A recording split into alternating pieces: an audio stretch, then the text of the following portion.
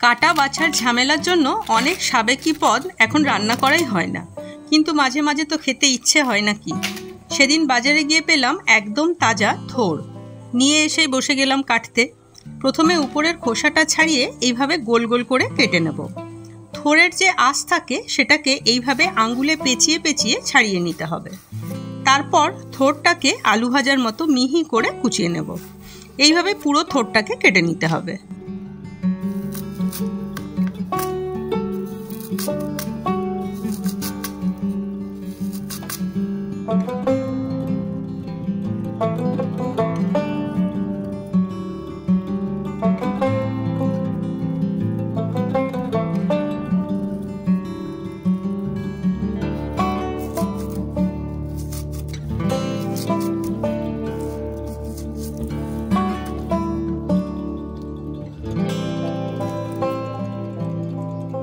থোড় কাটা হয়ে গেলে খুব ভালো করে ধুয়ে নিতে হবে, এতে থোড়ের কালচে ভাবটা অনেকটাই কেটে যাবে। এবার কাটার থোড় কুকারের মধ্যে দিয়ে দিলাম। একে একে দেব 1 চামচ নুন, হাফ চামচ হলুদ আর পরিমাণ মতো জল। 2 সিটি পর্যন্ত সেদ্ধ করে নেব। সর্ষের তেল খুব ভালো গরম হলে দিয়ে দিচ্ছি 2 শুকনো লঙ্কা।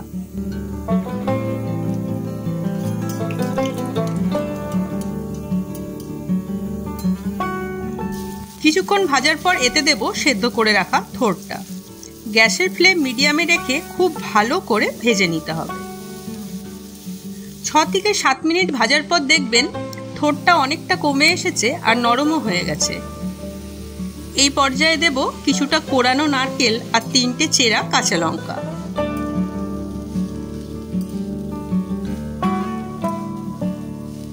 নারকেল দিয়ে বেশ কিছুক্ষণ ভাজার পর এতে দিয়ে দিচ্ছি 1 চামচ চিনি।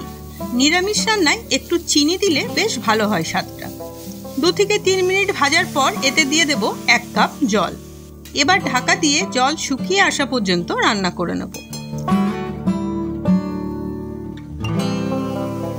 দেখুন জল শুকিয়ে গিয়ে থোড় ভাজা ভাজা হয়ে গেছে। পরিবেশনের জন্য একদম তৈরি নারকেল দিয়ে থোড় ভাজা।